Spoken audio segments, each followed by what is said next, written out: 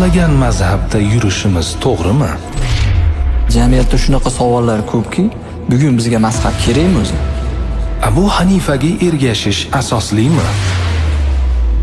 Ro'za paytida og'ziga pasha kirib ketdi. Yutib yubordi, nima bo'ladi? Mazhabga murojaat qilaman. Aslida muammo bir mazhabga ergashishdami? Qur'on va sunnatdan hukm olishga kim haqli? Qur'onda hamma savolga javob bormi? Qur'onda topolmasang-chi, hadisda topolmasang-chi, demak yo'q bo'lishi mumkin ekanmi? Dalilsiz ergashish joizmi? Maqsadingiz haqni topish bo'lsin. Mazhab boshilariga, ulamolarga ta'na qilmasin. Rahmat ustoz. Bugun anglamasak, ertaga kech bo'ladi.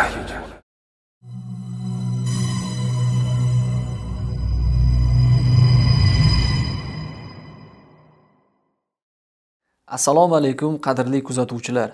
Bugungi kunda xalqimiz asrlar davomida amal qilib kelayotgan Hanafiy mazhabiga bilib bilmay tuhmat toshlarini otayotgan, mazhabga ergashuvchilarni Qur'on va sunnatga emas, balkim ko'r-ko'rona bir shaxsga ergashishda ayblayotgan holatlar kuzatilib turibdi. Azizlar, bugungi suhbatimizda nega biz bir mazhabboshining gapiga ergashishimiz kerak? Nega dinimizning hukmlarini Qur'on va sunnatdan to'g'ri chiqaravermaymiz? Nega payg'ambarimiz alayhissalomga emas, Abu Hanifaga ergashishimiz kerak degan turli xil shubha gumonli savollarga barham beradigan asosli ilmiy javoblardan bahramand bo'lamiz. Bugungi suhbatimizga Imom Buxoriy nomidagi Toshkent Islom instituti aqoid va fiqhiy fanlar kafedrasi katta o'qituvchisi, islom moliyasi bo'yicha yetakchi mutaxassis, bir necha yillardan buyon diniy ta'lim tizimida talabalarga dars berishda samarali mehnat qilib kelayotgan ustoz Yahyo domla Razzoqovni taklif qilganmiz. Xush kelibsiz domla. Rahmat. Domla, bugungi suhbatimizni mazhab o'zi nima degan savolga javob berish bilan boshlasak. Bismillahirrohmanirrohim. Alhamdulillahi robbil alamin.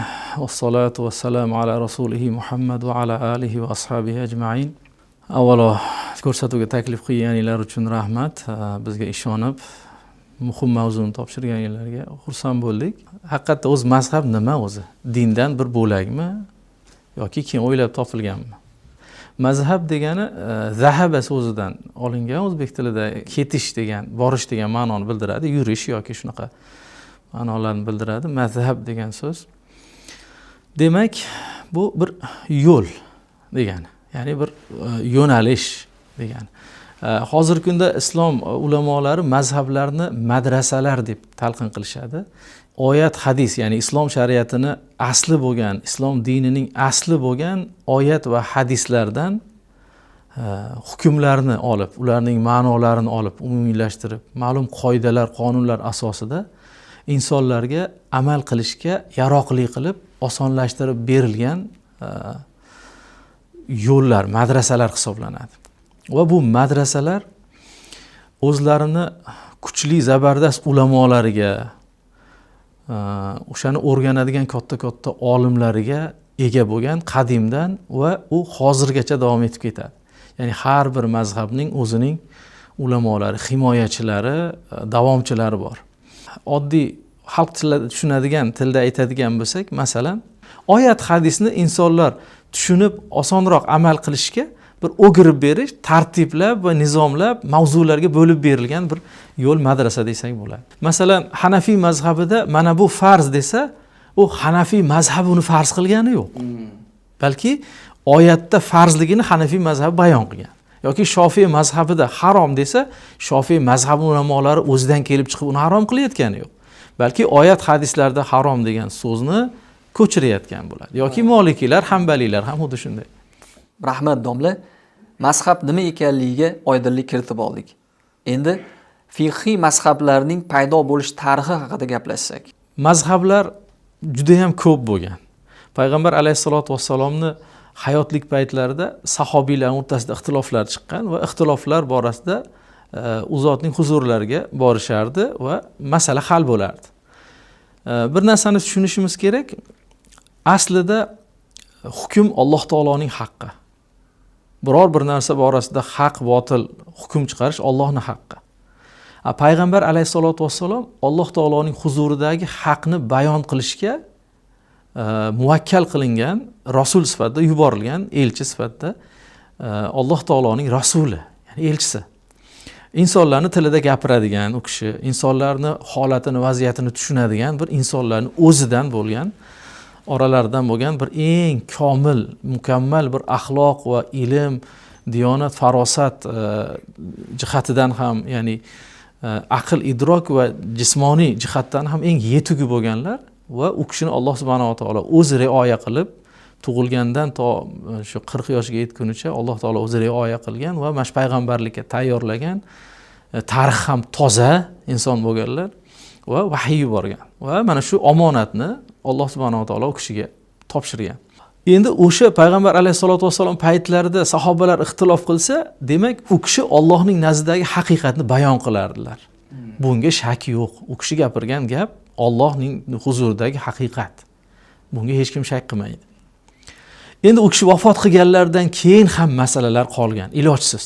Sahobiylar davrida nizolar chiqadigan bo'lsa, endi Rasulullohga murojaat qilish iloji yo'q. O'z-o'zidan endi kimga murojaat qilinadi? Rasululloh sallallohu alayhi vasallam huzurlarida ko'p yurgan, u kishining huzurlarida u kishi ilmini iqror qilgan sahobiylarga murojaat qilinadi. Ular endi tabiiyki Allohning huzuridan to'g'ridan-to'g'ri vahiy bilan qo'llab-quvvatlanmaydi. Endi ular to'xtagan, endi yangilanishi, ko'payishi imkoniyati yo'q bo'lgan vahiy va sunnatga murojaat qilishdan boshqa chora yo'q. U to'xtagan. Endi uni o'z-o'zidan sahobiylarning o'rtasida ham tushunishda ixtilof chiqqan. O'sha paytning o'zida sahobiylarning hayotlik paytlarining o'zida bu Abu Bakrning fatvosi edi, bu Hazrat Umarning fatvosi edi, bu Hazrat Alining, bu Ibn Abbosning, bu Ibn Umarning fatvolari, bu Ibn Mas'udning fatvolari degan narsalar mashhur bo'lib ketdi. Hozir mazhab deganda oddiy inson 4 ta mazhabni tushunadi. Unaqa emas. Mazhablar juda ko'p bo'lgan. Sahobiylarning zamonidan falonchining mazhabi degan so'z tarqalgan. Eng mashhurlari Ibn Mas'udni, Ibn Abbosni, Ibn Umarni mazhablari tarqalgan. Va ularning shogirdlari. Mana xususan Hanafiy mazhabi ulamolar Ibn Mas'ud radhiyallohu anhu, Hazrat Alini radhiyallohu anhularni so'zlariga ko'proq markazlashgan, ya'ni. Demak, mana shu holat sodir bo'lgandan keyin o'z-o'zidan keyin tobiinlarning davrida bu yana ham kengaydi. Chunki oyat hadislarni tushunishda ahli ilmlarning soni ko'paygan sari, murojaat qilinishga yaroqli bo'lgan ilmlilarning soni ko'paygan sari, ular endi o'zi tushunganini javob bergan sari mazhablar soni ko'payib borgan. Ko'payib borgandan keyin hamma yurtlarda barcha ulamolar o'zining nazdidagi haqiqatni aytavergan, ixtiloflar chiqavergan. Ba'zi bir nizolar ham chiqqan. Bu nizolar shogirdlar tomonidan bo'lgan.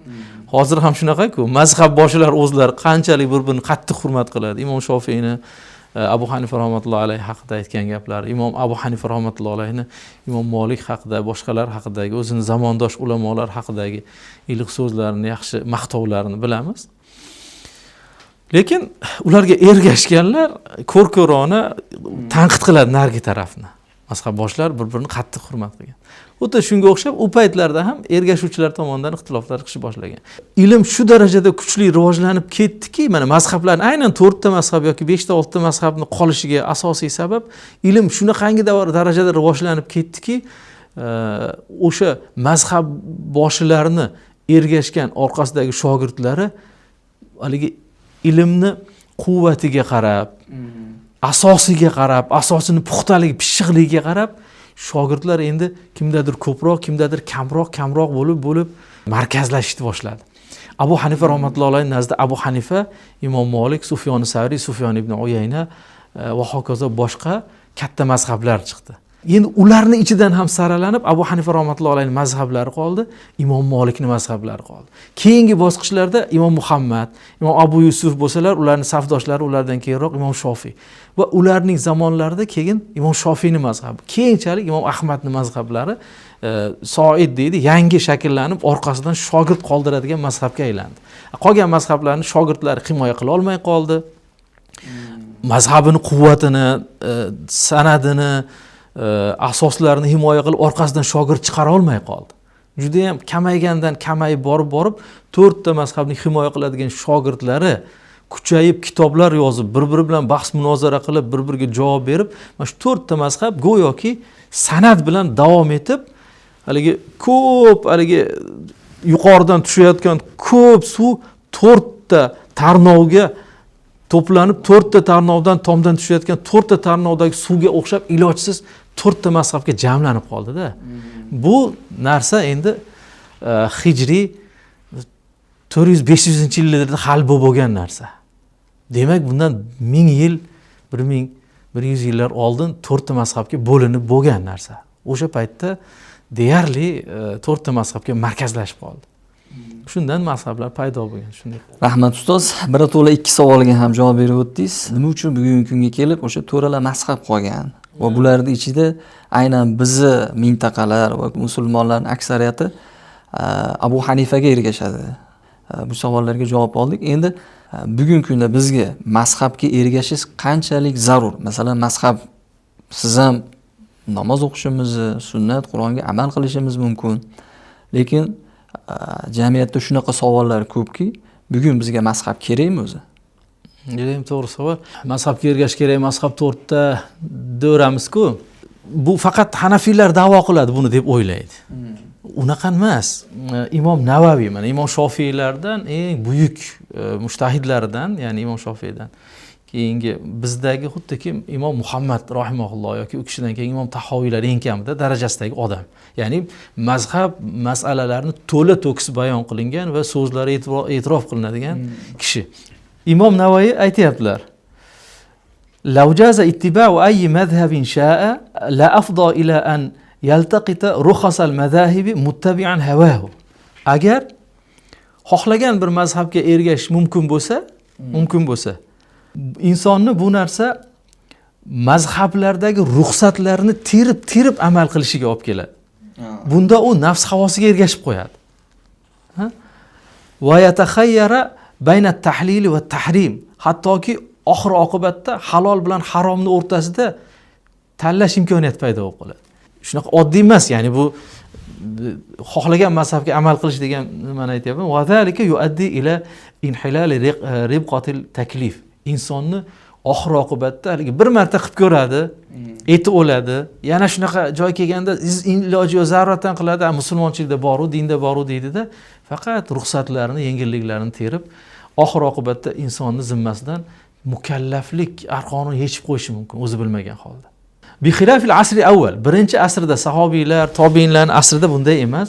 Fa innahu lam takunil madahibul wafiyatu bi ahkamil hawadisi muhazzabatan urifat. Chunki birinchi asrlarda sahobiylar, tobiinlarning zamonlarida mazhablar to'la to'kis, barcha ahkomlari tartiblangan holda, ma'lum bo'lgan holda tartiblanmagan. Ya'ni bu bilan nimani ishora qilmoqchilar? Imom Navoiy u paytda bitta savol tushsa, xohlasa Ibn Abbosdan, xohlasa Ibn Umardan so'rashlari mumkin edi. Yoki Abu Hanifa rahmatullohi alayhi hayotlik paytlarida ham bo'lishi mumkin. Hali mazhablar mukammal tarzda shakllanmagan edi. U kishilarning og'zida edi, hali tadvin bo'lmagan, yozuv bo'lmagan. Xohlasa Imom Abu Hanifadan so'rashi, xohlasa Imom Sufyon Savriydan yoki bo'lmasa Ibn Abu Laylodan so'rash mumkin edi. Tobiinlardan, taba tobiinlardan. Unda mumkin edi, chunki insonni u nafsiga ergashayotgani yo'q, haqni qidiryapti. Fa'ala hada yalzamuhu ay yajtahida fi ikhtiyari madhhabin yuqallidu ala ta'yin. Shunday ekan deyaptilar. O'zi kelajakda ergashadigan mazhabni avval boshdan tayin qilib, qaysinga ergashishni tanlab, aniq qilib olish kerak. Ertaga sakrab unda yurmaslik uchun. Bu gapni, ya'ni mazhablarning haqligini, 4 ta mazhabdan bittasiga ergashish kerakligini nafaqat bizni mazhab ulamolari, hamma ulamolar yakdillik bilan bir barakaga aytishgan. Xo'p, mana yuqorida aytildi, o'sha paytlarda va hozirgi zamon taqqoslaganimizda o'zi Qur'on va sunnatdan hukm olishga kim haqli? Ba'zi odamlar da'vo qiladi: "Va laqad yassarnal Qur'ana liz-zikri fahal min muddakir." Biz Qur'onni oson qilib qo'ydik. Liz-zikr, zikr uchun oson qilib qo'ydik. Ya'ni zikrlarning ichida tushunadigan bir zikr qilib qo'ydikki, buni tushunadigan odam bormi o'zi? Alloh subhanahu va taolo insonlarga tanbih beryapti. Uni tushuninglar, bilinglar. Demak, Alloh taolo oson qilgan ekan. Oson degani arabchani bilsa bo'ldi yoki o'zbekcha tarjimasi bo'lsa ham ko'rib o'zi amal qilsa bo'lar ekanda deydi. Lekin boshqa bir oyat karimada Alloh subhanahu va taolo aytadi: "Fasalu ahla zikri in kuntum la ta'lamun." Agar bilmasangiz ahli zikrlardan, ilm ahlidan so'rang deydi. Buning ma'nosi barcha ulamolar nazdida ulamolardan amal qilish uchun yoki e'tiqod qilish uchun biror bir narsani bilmay qolsangiz, topa olmasangiz, ahli ilmdan o'zini egasidan so'rang degani. Agar so'rashga ehtiyoj bo'lsa, Alloh taolo nega buni buyurardi? Payg'ambar alayhisolatu vassalom zamonlarida o'zlari Hazrat Alini o'tkazib qo'yganlar. Savol so'rashga insonlar kelib so'rashga osonroq bo'lsin deb. Boshqa yurtlarga jo'natganlarda, mabodo bironda bir qaziyaga, muammoga duch kelsang nima qilasan deganlar Muoz ibn Jabal. Allohning kitobidan javob beraman. Topolmasangchi Rasulullohning sunnatidan topolmasangchi ijtihod qilaman. Ajtahidu bi ra'i va la alu deganlar. Ra'yim bilan ijtihod qilaman, bo'sh kelmayman deganlar. Dinni himoya qilib, unga haq nimani javobni topib berishga o'zim ijtihod qilaman. Payg'ambar alayhisolatu vasallam aytiblar, Qur'onda topolmasangchi, hadisda topolmasangchi, demak yo'q bo'lishi mumkin ekanda. Demak, Qur'ondan, hadisdan to'g'ridan to'g'ri amal qilish o'zi muhol narsa ekan. Hamma amalni qilish muhol narsa ekan. Alloh subhanahu va taolo aslida Qur'onni insonlarga zikr bo'lsin uchun, Alloh taoloning vahdoniyatiga, tavhidiga chaqiradigan bir oyat qilib, mo'jiza qilib nozil qildi. Vahdoniyatga chaqiradigan eslatma qilib, ibrat qilib, da'vat qilib yubordi. Va buning asnosida shar'iy ahkomlarning asosiylarini buyurib ketdi. Masalan, hattoki namoz qanaqa farz, lekin namozni vaqtlari yo'q, necha rakatligi yo'q. Shu darajada muhim amal bo'lsa ham Alloh subhanahu va taolo bomdod 2 rakat demagan. Qarang.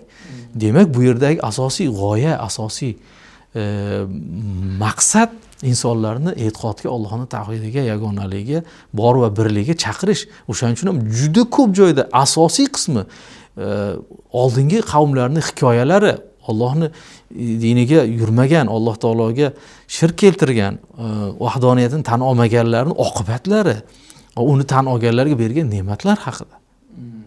Shuni mana Fotiha surasidan boshlanadi bu narsalar.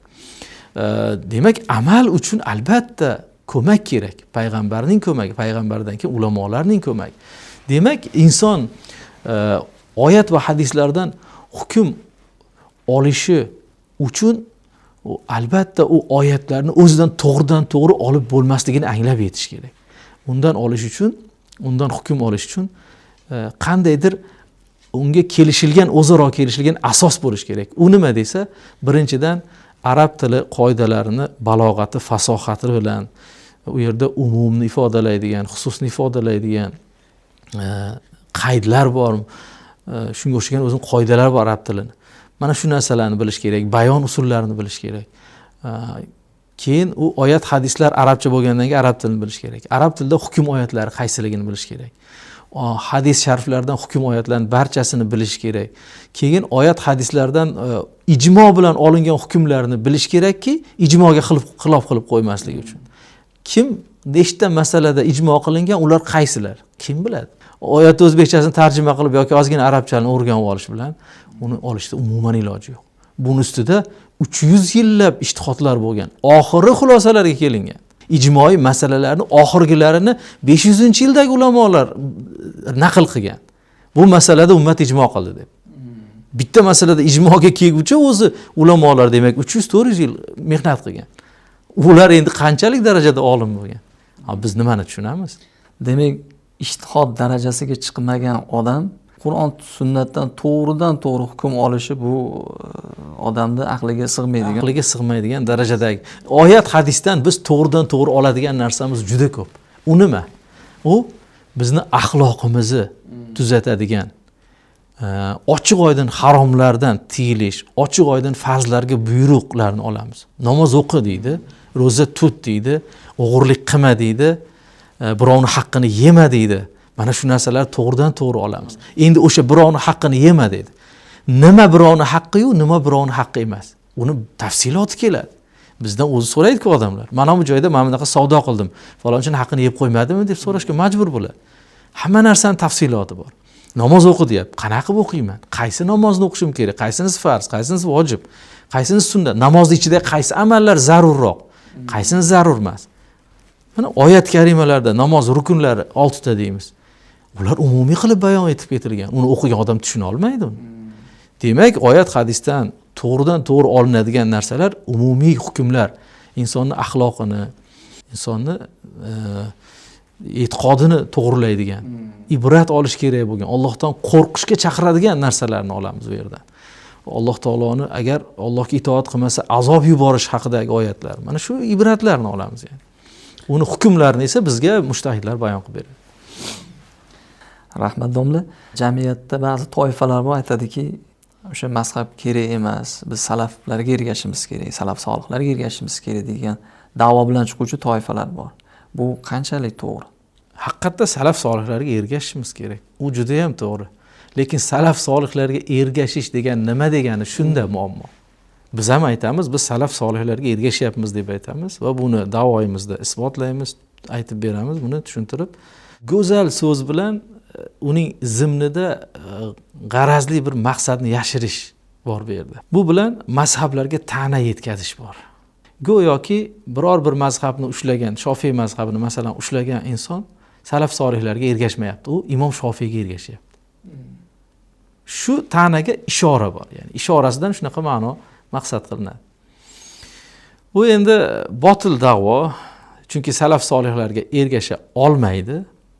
Salaf solihlarni qaysi kitobini o'qidiki, qaysi kitobidan qaysi hukmni oldiki, u salaf solihga ergashyapti. U ham baribir salaf solihga ergashayotgan ham bir kitobni olib, o'sha kitobdan, o'sha salaf solihning so'zi mana shu deb o'qib beryapti-ku bizga. To'g'rimi?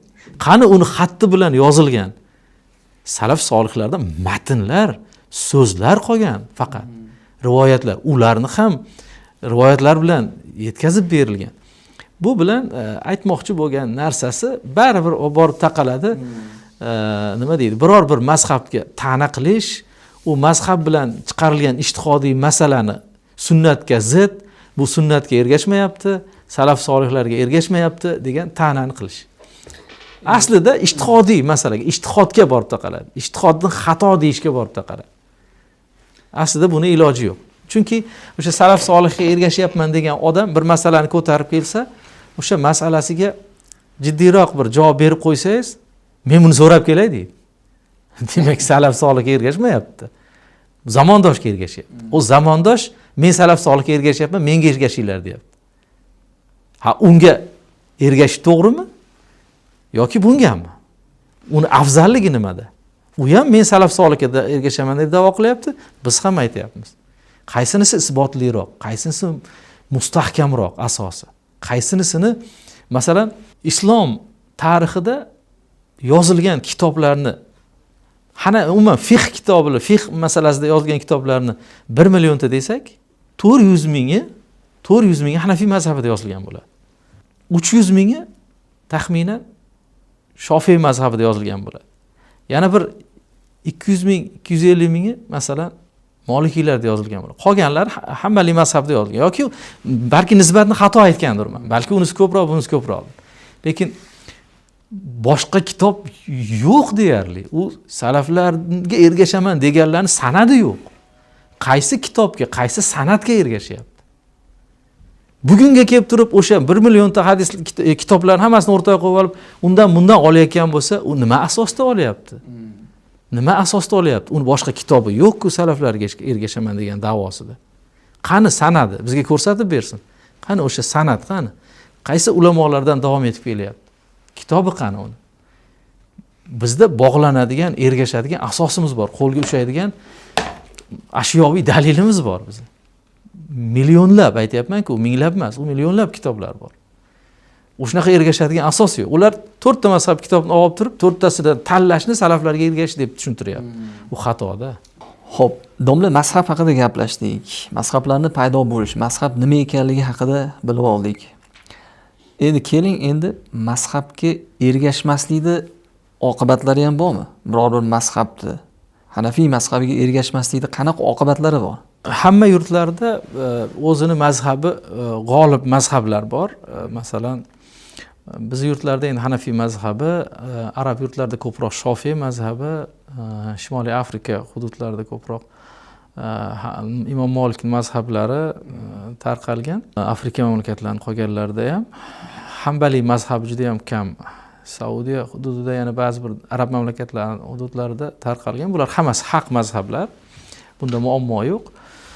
Endi bitta joyda bitta mazhabga ergashmasdan boshqa mazhabni tanlasa, o'ziga muammo kelib chiqadi. Chunki u mazhabni barcha masalalarni, barcha hukmlarni bilmaydi. Undan tashqari harom halol masalalari bor bu yerda. Masalan, bismillohni aytmasdan musulmon so'ygan bo'lsa, u endi halol degandan keyin hamma urfga aylanib ketib qoladi. Masalan, qassobxonalarda musulmon bo'lsa bo'ldi degan shart bo'lgandan keyin bismillohni aytish e'tiborsiz narsaga aylanib qolishi mumkin. Sunnat deydi-da, e'tibor qilmay hamma go'shtlar shunaqa so'yiladi. Endi u yerda bir odam men Hanafiy mazhabiman deb da'vo qilib, Hanafiylarga ergashaman desa, u endi go'sht yemaslik kerak bo'ladi-da. U hammani harom yeyapti deb keyin ta'na qilish kerak bo'ladi. Ta'na qilishga olib keladi. Senlar deydi harom yeyapsan deydi. Chunki harom, najosat bu deydi. U oshxonalarda o'shaqa ovqatda pishirilgandan keyin oshxonaga kirib ovqat yemaydi. O'z-o'zidan tushunmovchiliklar. Ya'ni bir inson bir narsani qabul qilmagandan keyin uning holati lisonul hol deydi-ku, uni holati qolganlarning aybdorligini ko'rsatadigan bir holat bo'lib qoladi. Yoki aksincha, masalan, Hanafiy mazhabi yana o'sha joyda men Hanafiy mazhabiman desa, ular vitrni 3 rakat o'qiydi, lekin ikkita salom bilan o'qiydi. Ramazonda masalan iqtido qiladigan bo'lsa, muammo kelib chiqadi. 2 rakat o'qigandan keyin salom beradi. U namoz durust bo'ladi, lekin 1 rakat o'qiydi keyin. U 1 rakat bizni Hanafiy mazhabining namozi emas. Demak, unga iqtido qilmasdan hammani oldida jamoat ichida safning o'rtasida o'tirish kerak bo'ladi. Yoki bo'lmasa, uni o'ziga qiyinchilik. Yoki bo'lmasa, haliga aytganda jamiyatda odamlarni o'z-o'zidan tushunmovchilikka olib kelgandan keyin undan kimdir so'raydi, nimaga deydi. U o'zini narsasini isbotlashga urinadi.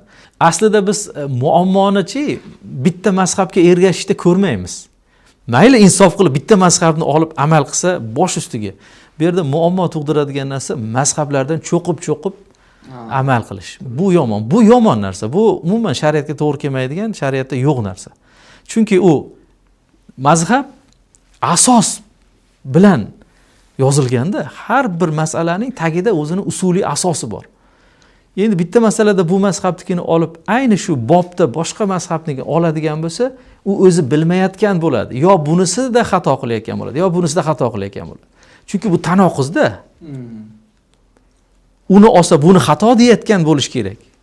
Buni olsa buni xato deyotgan bo'lish kerak. Chunki ikkita asos bilan chiqqan u. To'g'ri bo'lmaydi. Masalan, oddiy narsani aytaman. Bizning Hanafiy mazhabida oyatmi? Faqra'u ma tayassara minal Qur'an dedi. Qur'ondan xohlaganingizni o'qing dedi. Demak, Qur'ondan xohlaganini o'qishga Alloh taolo buyuryapti. Xohlagan oyatni o'qisa namoz durust bo'laveradi.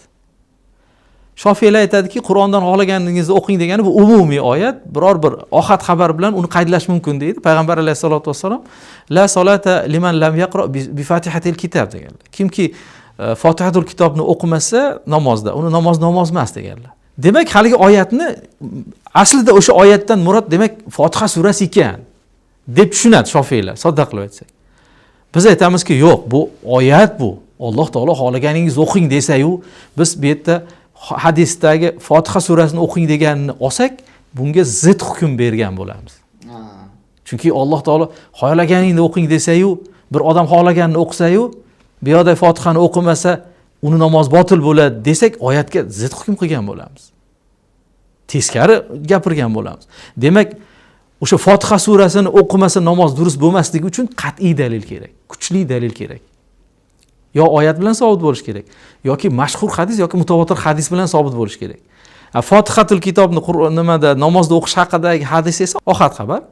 Bitta, ikkita sahobiylardan rivoyat qilingan ohad xabar. Sahihligida shak yo'q.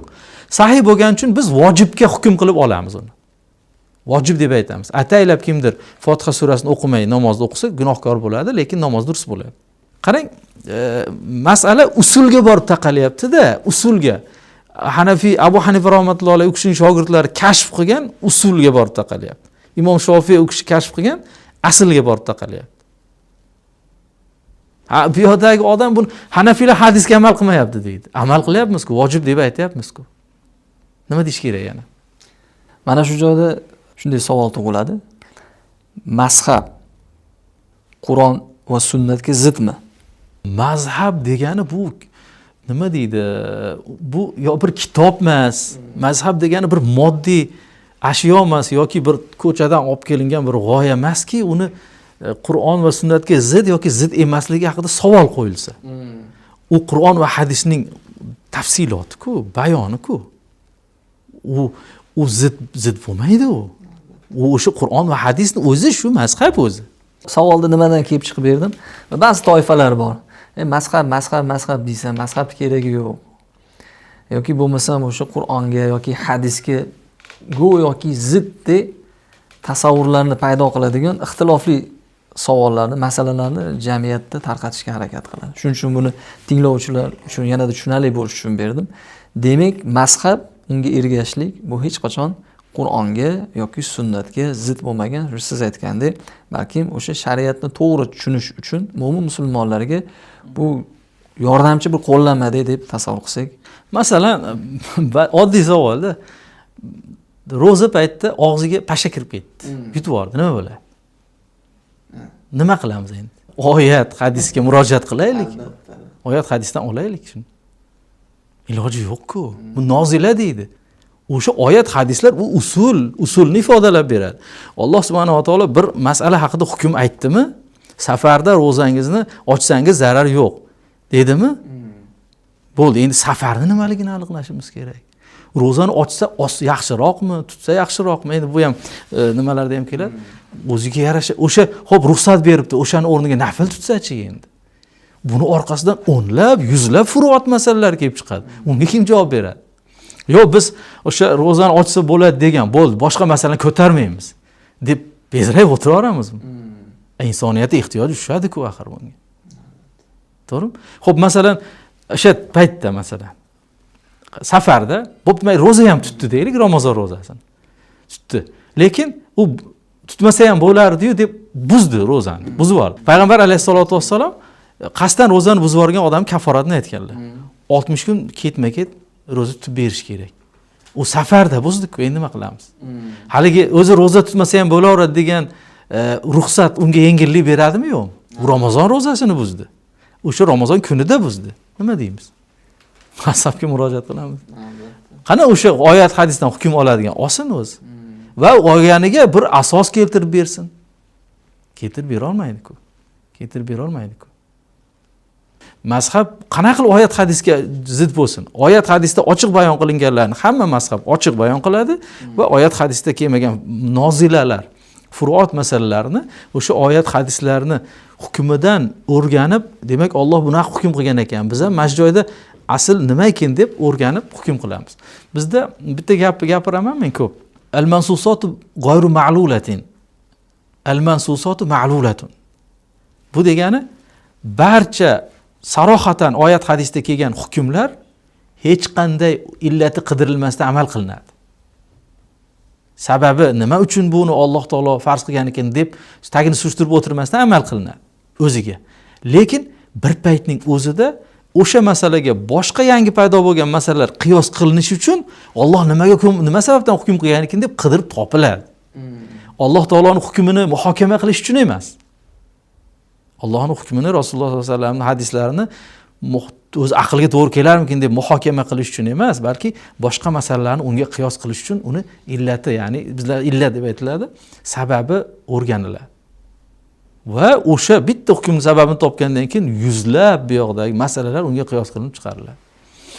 Tushunarli domla. Aytingchi, mazhabga ergashish vojibmi? Mazhabga ergashish vojibligi oyat hadisda sarohatan kelmagan. Fasalu ahla zikri in kuntum la ta'lamun degan aynan bitta mazhabda turib so'ranglar degan emas, ulamolardan so'ranglar degan. O'z voqelikda ham shunaqa bo'ladi. Masalan, O'zbekistonda ulamolardan so'rasa, u Hanafiy mazhabida javob beradi.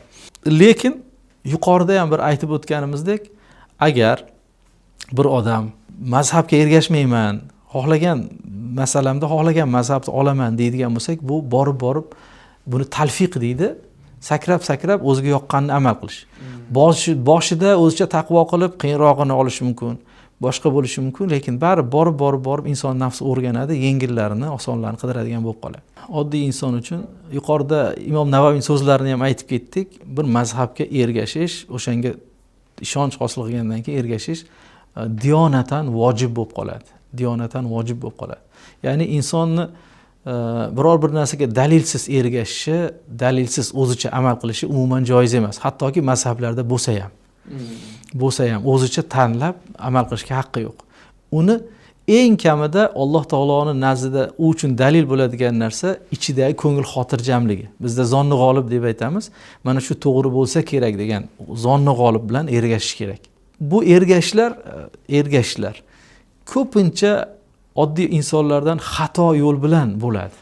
U qanday bo'lib desa, o'sha o'zini mazhabini yoki bo'lmasam o'sha mazhabsizlikni yoki bo'lmasam oyat hadisdan to'g'ridan to'g'ri hukm olishga da'vat qilayotgan insonlarga nisbatan muhabbat orqasidan paydo bo'ladi. Asosdan emas, asosga ko'ra emas. O'shanga nisbatan mehr yoki ikkinchi tomondan o'zini atrofidagi ulamolarga nisbatan nafratdan paydo bo'ladi. Haqni qidirishdan emas. Haq bo'laveradi, zolimning qo'lida bo'lsa ham. Haq bo'laveradi, johilning qo'lida bo'lsa ham. Uni haqligini e'tirof etish kerak. Demak, u dalilga emas, ehtirosga ergashayotgan bo'ladi. Kimgadir bo'lgan muhabbati uni o'shaning so'zini olishga olib boryapti. Agar qalbida haqligi haqida qalbida xotirjamlik bo'lsa, mayli, lekin buni albatta tekshirib ko'rish kerak. Surishtirish kerak. Aql taroziga solish kerak. Nimaga bu yoqda 1000 ta odam bir gapni gapiryapti-yu, bu bitta odam boshqa gapni gapiryapti. U taqvoli, yig'lab gapirayotgan bo'lishi mumkin. Qayerdadir oyat hadislarni zikr qilayotgan bo'lishi mumkin. Bu yerda yana o'rni kelganda aytib o'tish kerak. Oyat hadislarni gapirsanglar, u to'g'ri gapirayotgan bo'lmaydi. Oddiy odamga bir gapni gapirib turib, oyatni aytib yorsa, o'shan dalil bo'lyapti deb o'ylaydi-da. Yo'q, to'g'ri gapiryapti. Masalan aytadi. Masjidga kirgandan keyin tahiyatul masjid o'qishni vojib bu. Alloh subhanahu va taolo ubudulloh degan, Allohga ibodat qilinglar degan. Deyapti. To'g'ri, Allohga ibodat qilinglar degani masjidga kirganingda tahiyatul masjid o'qinglar degani emas-ku. Misol. Yoki payg'ambar alayhisolatu vassalom kim masjidga kiradigan bo'lsa, o'tirishdan oldin 2 rakat o'qib olsin dedilar. Tahiyatul masjid haqida gap ketib qolganda eslayapman. Bu vojibga dalolat qiladimi, yo'qmi? Ya'ni bu yerda kirish bilan illatlayaptilar payg'ambar alayhisolatu vassalom. To'g'ri, amr siyg'asi bilan kelyapti. Buyruq siyg'asi ham har doim vojibga dalolat qilavermaydi. Mana buni misoli faida qudiyatis solat fantashiru fil ard degan. Juma namozi o'qib tugatilgandan keyin yer yuzida yoyilib tarqalib ketinglar degan. Eng yorqin misol bo'lgani uchun aytayapman. Demak, ketish vojib emas-ku. Vojib emas-ku. Ya'ni har doim ham vojibga dalolat qila olmaydi bir narsa. Taqiqlar umuman yo'qqa dalolat qilmaydi. Payg'ambar alayhisolatu vassalom la solata li jaril masjid illa fil masjid degan. Masjidga qo'shni bo'lgan odamni masjiddan boshqa joyda namozi yo'q deganlar. Namoz vaqti o'tib ketgandan keyin peshin namozini uyida o'qisa, namoz o'tmadi deyishimiz kerakmi? Kamolat uchun shart bular. Bunaqa narsalar ko'p. La yu'minu ahadukum hatta yuhibba li akhihi ma yuhibbu li nafsihi. O'ziga yaxshi ko'rgan narsani birodariga yaxshi ko'rmak uchun mo'min bo'lmaydi, deyapti. Hammamiz shunaqamiz-ku. Komil mo'min bo'lmaydi degan. Iymoni bor, lekin iymoni eng tugal, eng komillikka yetmabdi degan. Biz kofir demaymiz-ku. Mehmonni hurmat qilgan iymoni yo'q, payg'ambar alayhisolatu vasallam iymon emas deganlar. Bu iymon emasdan, inkordan murod biz komillikni aytamiz-ku. Kofir bo'lmaydi-ku. Bunaqa narsalar juda ham ko'p. Zohirini aytib yoradi-da, bu yoqdagi odam, "Voy, Qur'ondan aytayapti, mana hadisdan aytayapti" deydi. Unga dalolat qiladimi, unga aloqasi bormi yo'q? Fattaqulloh deyapti. Allohdan qo'rqinglar deyapti-da, dalil qilyapti. U dalil har doim qo'rqish kerak. Ayni mana shu masalada qo'rqinglar demayapti-ku. Shuning uchun payg'ambar alayhisolatu vassalomga ergashinglar deyapti deydi, bitta hadisni keltiradi, mansux bo'ladi. Ergashinglar degan mansuxlarga ham ergashinglar degani emas-ku. U dalil bilan ergashinglar degan. La taqfu ma laysa laka bihi ilmun. O'zingda ilm bo'lmagan narsani orqasidan ergashma degan Alloh subhanahu va taolo. Bilib ergash. Bila olmadingmi? Bilganiga, bilayotganiga shak qilmaydiganing, yaqinan o'sha haqda deb qalbing xotirjam bo'layotganiga ergash degan. Rahmat ustoz. O'ylaymanki, tinglovchilarimiz foydali javoblarni, ilmiy asosli javoblarni oldi. Tinglovchilarga jamiyatimizdagi turli xil toifalardan chiqayotgan fikrlarga aldanib qolmaslik, jamiyatda dinimizni to'g'ri anglab va unga amal qilish uchun qanday nasihat, qanday maslahatlaringizni bergan bo'lar edingiz? Birinchi o'rinda aslida qasdingiz haqni qidirish bo'lsin. Maqsadingiz haqni topish bo'lsin. O'sha kimlargadir ergashayotgan, kimlardir so'zini ma'qullayotganingiz sizni kimgadir bo'lgan nafratingizdan kelib chiqqan intilish bo'lmasin. Haqni qidirish orqasidan yuring. Ikkinchidan, qadim o'tgan ulamolarga, bizni dinimiz saqlanib qolishiga sababchi bo'lgan buyuklarimizga til uzatishdan juda ehtiyot bo'lish kerak. Til uzatishdan juda ehtiyot bo'lish kerak. Ular Alloh taoloning valilari. Qiyomatda Alloh taolo bunday insonlardan intiqom oladi. Ularga nisbatan ta'na qilganlardan. O'zimiz qulog'imizga ham chalinib qoladi, o'ta og'ir gaplarni gapirishadi. O'shaning uchun ham arab tilida so'zni kalom deydi. Kalim degan so'zdan. Bu so'z kesish, jarohatlash degan ma'noni bildiradi. Til jarohatlaydigan narsa bo'ladi. Jarohat beruvchi narsa bo'ladi. Insonning qalbidagi jarohatni keltirib chiqaradi. U tuzalmaydigan, yamalmaydigan jarohatga olib keladi. Endi bu jarohat kimga nisbatan aytilayotganiga bog'liq bo'ladi. Ularni o'zlari o'tib ketgandir, lekin Alloh taolo uni yozib qo'yadi.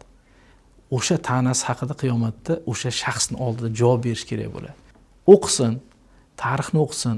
O'sha u til uzatayotgan insonlar, buyuklar, ulamolarimiz, daholarimiz haqida o'zini zamondoshlar nima degan ekan? Eng to'g'ri baho bo'ladi bu. Bugungi kundagilar kim? Bugungi kundagilar kim? Ularda oldida. O'sha eng to'g'ri baho bo'ladi. O'shandan ibrat olsin. O'shalar maqtagan bo'lsa, yomon ko'rsa ham indamay qo'yaversin. O'ziga oxiratda jabr qilib nima qiladi? Lekin boshqalarga ta'na qilmasin. Haqqa chaqiryapman degan ehtirosli g'oyalar orqasidan ergashgan bo'ladi. O'sha haqni oldin tekshirib olsin. O'sha chaqirayotgan haqqi kimdan chiqyapti? Qanaqa maqsadlardan kelib chiqyapti? O'sha narsalarga bir nazar solsin. O'sha kimnidir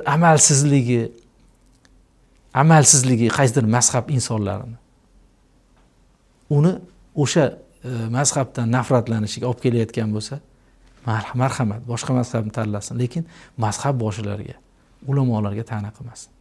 Bu yomon oqibatga olib keladi. Ilmni qayerdan, kimlardan olish kerak? Din haqida kimlarga murojaat qilish kerak? Mazhab, shariat ilmlarini ishonchli manbalarni qayerdan oladi? Kimlarga murojaat qilish kerak? Yoshlarimizga qiladigan nasihatlarimiz o'zini dinini shakllantirishda juda ehtiyot bo'lishlari kerak. Ishonchli manbalardan, ishonchli payg'ambar alayhisolatu vassalom zamonlaridan hozirgacha silsila bilan, san'at bilan uzilmasdan butun insoniyatni tarixida hammani e'tirofi bilan kelayotgan yo'llarga ergashish kerak. Ular 4 mazhab, e'tiqodda esa Imom Ash'ari va Imom Moturidiylarga nisbat beriladigan Ahlus Sunna val Jamoa e'tiqodi. Mana shuni tanlash kerak. Chunki haliga aytganimizdek, butun insoniyat tarixidagi islom dini deb yozilgan kitoblarning 99.9% o'sha 2 ta aqida mazhabi va 4 ta mazhabga tegishli. O'ylamasin, o'zi ergashmoqchi bo'lgan qaysidir nimalarni asoslari bor deb oldin o'rgansin. Internetlarda chiqadigan ma'lumotlar, bu narsalarga ishonch yo'q. Internetda bilasiz, g'oyaviy kurash ketadi. Kimgadir targ'ib qilinayotgan bo'ladi. Nima bir inson butun hayotini internetga ma'lumot kiritish bilan u bekordan bekor o'tiribdimi? Yo'q, undan tirikchilik qilyapti. Tirikchilik qilgandan keyin tabiiyki u nimadir maqsadga xizmat qilayotgan bo'ladi. ya'ni internetlardagi yoki odamlarni og'zida aylanayotgan gaplarga uchmaslik kerak. Rahmat ustoz, bugungi manfaatli suhbat uchun sizga Muslim.uz jamoasi nomidan, Muslim podkast jamoasi a'zolari nomidan o'zimizni minnatdorchiligimizni, tashakkurimizni izhor etamiz. O'ylaymizki, keyingi suhbatlarda yana bugungi kunning eng muhim mavzulari, dolzarb mavzularni siz bilan yana studiyamizda suhbatlashamiz degan umiddaman. Rahmat ustoz. Hurmatli yurtdoshlar, dinimiz ta'limotida mo'tadillik g'oyasi yotadi va unga ergashish insoniyatni hech qachon zalolatga boshlamaydi. Zero dindagi mo'tadillik e'tiqod, amal, ilm va axloqda Qur'oni Karim, hadis shariflar va ulamolarning so'zlarini mahkam ushlash bilangina yuzaga chiqadi. Biz vasatiya mo'tadillikni yaxshi tushunish uchun g'ulu, ya'ni haddan oshish va kamchilikka yo'l qo'yish masalalarini yaxshi bilib olishimiz kerak. Chunki mo'tadillik mana shu ikki nuqsonli ish o'rtasida bo'ladi. Rasululloh sallallohu alayhi va sallam albatta bu din osonlikdir. Kim dinda ashaddiylashsa, din uni yengmay qo'ymaydi deganlar. Imom Buxoriy rivoyati. Mazhabga ergashish ayni dinda mo'tadil bo'lishning o'ziga xos yo'lidir. Imom Abu Hanifa, Imom Malik, Imom Shofiy, Imom Ahmad kabi ulug' ulamolar Qur'on va sunnatni chuqur tushunib, mazhab asoslarini tuzishgan. Boshqa hadisda Rasululloh sallallohu alayhi va sallam men va xulafoi roshidinlarning yo'lini mahkam tutinglar deganlari mazhabsizlikni da'vo qilayotganlarning gaplari puch ekaniga dalil bo'ladi. Chunki payg'ambarimiz faqat oyatga hamda o'zlarining sunnatlarigagina emas, balki o'zlaridan keyingi mujtahid ulamolarning yo'lini tutishlikka ham ishora qilmoqdalar. Shunday ekan, ixlos bilan amal qiling, lekin doim ilmga suyaning. Mazhablarni inkor etmang, zero ular birlik ramzidir. Ey odamlar, dinda haddan oshishdan ehtiyot bo'linglar, chunki sizdan avvalgilarni dinda haddan oshish halok qilgan. Ibn Moja rivoyati.